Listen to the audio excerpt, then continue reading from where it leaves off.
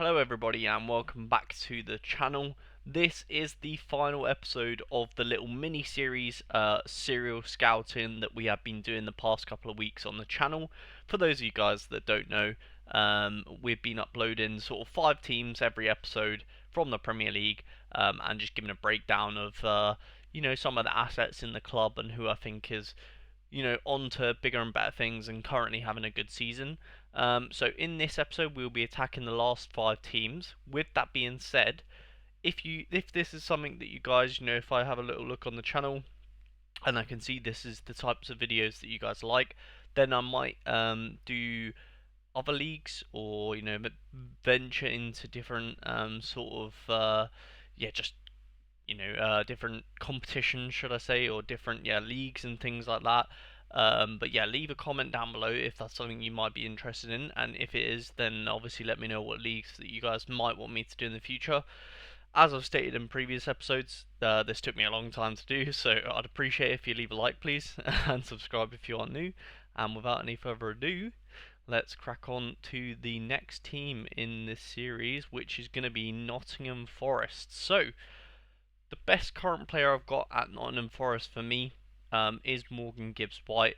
Now, to be honest, if you watch Forest when he's playing, obviously he had a red card, long suspension, missed a couple of games this season, which obviously I guess is a negative to the player, but when you watch him play, the Forest just looks so much better with him. A lot of the play goes through him, obviously being that sort of central role. And like I said, sorry, not like I said, he obviously got his call up for England. But I think he featured a couple of times off the bench, off the top of my head. I could be wrong, but yeah, he looked decent for England as well in the short amount of time he did get on the field. And yeah, just generally speaking, a great midfielder. You can see from the stats here, he's already, he's Premier League proven at 7.2 in 32 appearances. I think that's a decent span of game, almost a season worth of appearances, and he's getting over that 7.0, which is obviously quite crucial for a midfielder. And yeah, I think he's a great asset, and they definitely miss him without him being in the squad. I think Murillo's done really well this season as well. They have a couple of other decent little players, but for me, yeah, I'd say Gibbs White is probably their best player. And their best under 23 player, obviously making this video with the Newcastle top on. Yeah, Elliot Anderson has to be the one for me. Um, I like Ollie Aina as well. He's a decent little right back. I think he's got a bit about him. But yeah, I think Anderson just looks like he can offer more. But yeah, obviously he's sort of still breaking into the team. He's still quite young, but just yeah, he obviously he's got the nickname from Newcastle fans as the Geordie Maradona, because he's just the way he's passing, the assists he can do, like the range, his catalogue of passes is just great. So yeah, and obviously performing well for England under 21s. He got a man of the match award actually recently in the most recent under yeah, or as of recording this, the most recent England under 21 game. So yeah, obviously doing well for the national team, which is something I definitely look for when I'm picking up under 23 players. Like that's probably like one of my say it's probably up there one of my biggest priorities when I'm scouting is looking how they're doing in national level. But yeah, so moving on to a player here, Jota Silva. Now, for those of you guys that haven't watched previous episodes, I have said this won't always, the one to watch won't always be like a super young guy, or it won't be or the other way around. It could be a academy player. It's pretty much just anyone that I think has a bit more to offer at the club. And I think Jota Silva, like I've seen him come off the bench a few times, and he just looks decent, to be honest. And I wanted to include him because I think he's one of them players that yeah, it just seems like he's got a bit about him, and I feel like he deserves a starting slot. Although I don't think he hasn't earned his place in the squad yet. But yeah, I just like it when he comes off the bench. He looks lively, looks like he's got a bit about him, a lot of confidence. He's not afraid to have a shot, and yeah, I just think he could perform, or he can perform a lot better. Obviously, being in the starting 11 helps. Yeah, I just think he's one to watch out for in the future. Maybe he steps it up. Maybe he moves away from Forest and starts lighting it up for a team like Leicester or Fulham or something like that. But yeah, I like the look of Jota Silva. I think he's a good player. So moving on then, we have got Southampton. Now I will say Southampton not looking great this season, so kind of hard to pick a best current player. With that being said, Aaron Ramsdale is definitely their best current player because as of recording this, McCarthy, well, yeah, so obviously I've recorded these way in advance. But yeah, as of recording this, McCarthy was just in goal for the Liverpool game and no Man City game, sorry, and yeah, just catalogue of errors. And I think the differential of the keepers is the main reason why I would say Ramsdale is the best current player. He's going to make the most impact for them, as opposed to like McCarthy. Like if Ramsdale was able, I think he broke his finger, but if Ramsdale was able to be in goal for that no, sorry, the Liverpool game, I'm getting them confused.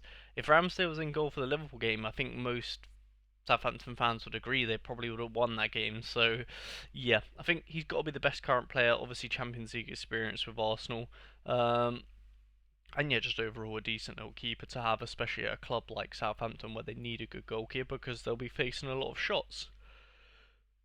So moving on, we have got Mr. Tyler Diblin, sorry. I think he's the best under 23. Obviously his ceiling is quite high because he's still young, quite raw.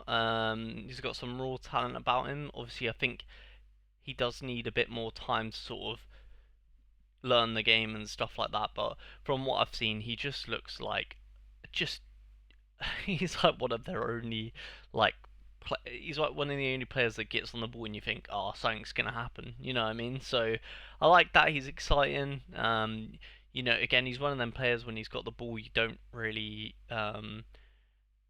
like fear or you don't you have confidence in him when he's got the ball, which is always, as I've stated this in previous sort of episodes, if a young player gets the ball and you're confident, like you're more confident with him having the ball, then it's like, yeah, it just fills you. It fills you with confidence, when you're watching them play and you see he's picking them up, taking on a player or two, having a shot, cutting in, and it's just like, oh, it's nice to see. It's refreshing to see a player like him sort of developing into a team, especially nowadays. You see a lot of like, you need to be like absolutely, just built like a machine. I feel like to get in the Premier League nowadays, you've got all these young players coming up that are just like built like crazy, like Liam Delap, Nwaneri, players like that are just tanks. But I feel like Diblin's a little bit different. He's a bit like agile, a bit smaller, maybe a little bit less like physical part of his game. And it's nice to see a refreshing young talent like that come through the system. And last player for Southampton for me, one to watch. We've got Leslie Ogachukwu, if that's how you want to say it, I don't know. I watched him play a little bit for the France under 21s, and I believe he was in the France Olympic squad. I could be wrong, but yeah, I think he hasn't had a chance really for Southampton. I think the most recent game he came off the bench, as of recording this, obviously. Yeah, he came off the bench, looked a bit lively, and yeah, I think he has a lot. He's one of them players. He's like almost like hard to explain. It's like he sort of like sits deeper, but he looks like he's really ready for them engagements. I included his strengths here being ground duels, but I just think in general in them duels he's like always looking for them, like going into them, like proper energetic and like wants to be involved, which I like. Especially obviously very important in a midfielder. And I think yeah he could potentially have a bit more to show. Obviously he needs to be given the chance. So we'll wait and see how that one goes. But he's still 20, so quite young. Um, and yeah, let's see if Southampton give him his opportunity. Moving on to Tottenham Hotspur. Now, the best current player has been for a couple of years, Son. Don't think there's really much to debate here. yeah, I'm not going to talk too much. Similar situation to like Salah. He's one of the best players in the league, so just is one of the best current players in the squad. They've got some great players, obviously Madison, um, and Romero, Vicario, all they great players, but Son definitely pick of the bunch. I will say he does look like he's getting maybe a bit leggy with picking up these injuries. Like yeah, playing a little bit less of a impact. So maybe this might be the last season that we see of like prime time Son, if that makes sense, or like this Son that we know and love. Yeah, maybe he's getting on a bit. Obviously, 31, playing on the wing, it's going to be quite hard. I expect to see him move perhaps more centrally as he gets older, potentially moving away from Tottenham. Who knows? But yeah, as of now, he looks good. And yeah, not really much more to add. Great player, of course. Now, the best current under 23 for me, it's quite bold. Well, maybe not bold, but there's a lot of under 23s at Spurs, and I like what they're doing. They've obviously got Bergvall, they've got Archie Gray, they've got Papassar, they've got Adogi, they've got Van de Ven, they've got loads of great under 23 players. I'm probably missing a few, but yeah, I think the most exciting for me and the one that like makes me feel like damn, this guy could be someone is Bergvall. I think he's great from a set piece. Obviously done well in Sweden, and yeah, moved on to the Prem or Spurs. Come off the bench a few times, played in the Europa League, got a couple of assists here, as you can see, in the Conference League. Well, got an assist here, won a penalty here, and I believe he came off the bench in the Prem and got an assist like straight away, early doors. Oh, sorry, early doors in the season.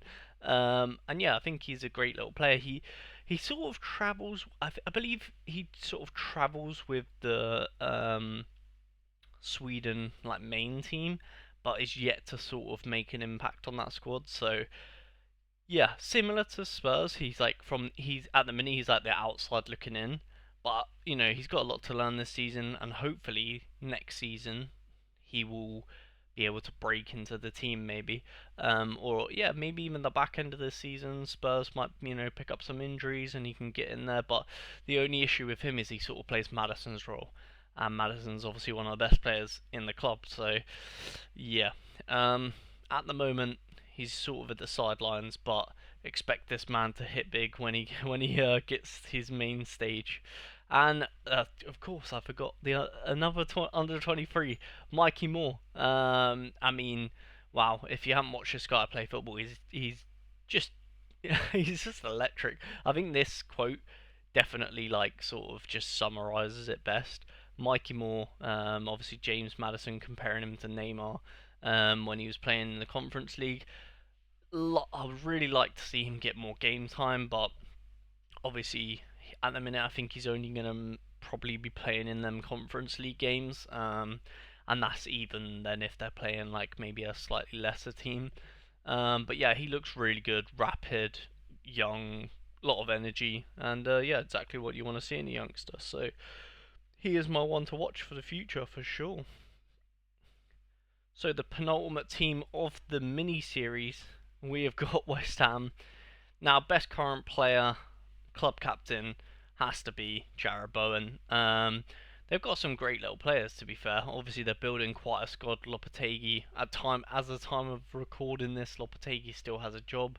I don't know if he's gonna stay in charge. He doesn't seem to be getting the best out of what is a pretty good squad. So interesting. Maybe maybe they've lost a little bit of faith in the way he plays. I don't know how you already lose a dressing room like 10 games in or whatever, but yeah, not too sure. But obviously they've just got a great result against Newcastle, 2-0 at St James's Park. And yeah, as of recording this, maybe they're on the up. But yeah, Bowen is going to be obviously a pivotal part in West Ham's season if they want to push on and get back into Europa League, or any of them European positions. And yeah, obviously making a couple of appearances for England. Making a couple of appearances for England, and I think he does himself justice when he plays for England as well. He's not like just coming on playing bad or whatever. If it seems like he's always coming on and proper playing his best and really going for it, which is nice to see. And the best current under 23 player, there's not a lot, to be honest. Not too many under 23 players at West Ham, but Somerville is class. So at least you've got a good one from Leeds, obviously signed in the summer. He's a great little winger, to be fair. I watched him a lot. I've actually said I'd watch him more at Leeds than I have at West Ham so far. But if he can recreate this sort of form that he was probably getting, this is what a great probably an whatever it is, L10 or so, of about 60 here for Somerville, and getting them really good peak scores as well, 95, 98, 90. Yeah, I think he's a great little player. Obviously, this is the Championship. He needs to convert that into the Premier League, but I think that'll come when he's got that sort of spot more solidified. He kind of like is playing but isn't playing at the moment, so be interested to see how his career sort of develops. But yeah, I think definitely his highlight here, strengths, playmaking. He just looks like he's gonna create a goal as soon as he's, when he's got the ball at his feet. It looks like, yeah, something's gonna happen. He's running down the wing, he's cutting in, and he's creating up an opportunity, which is great to see. And then the one to watch is going to be an academy player called Callum Marshall from West Ham. I believe he's actually out on loan at the moment, and sort of playing in the lower tiers of England right now.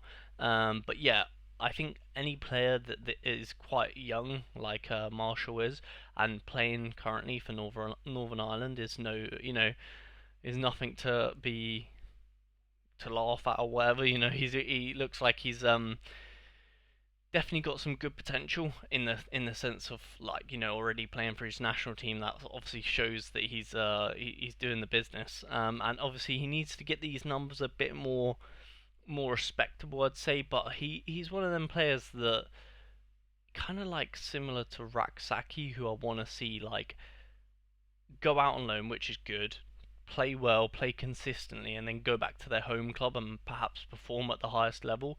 But yeah, we'll see how Callum Marshall's career develops. And last but not least, we have got Wolves. Now, best player.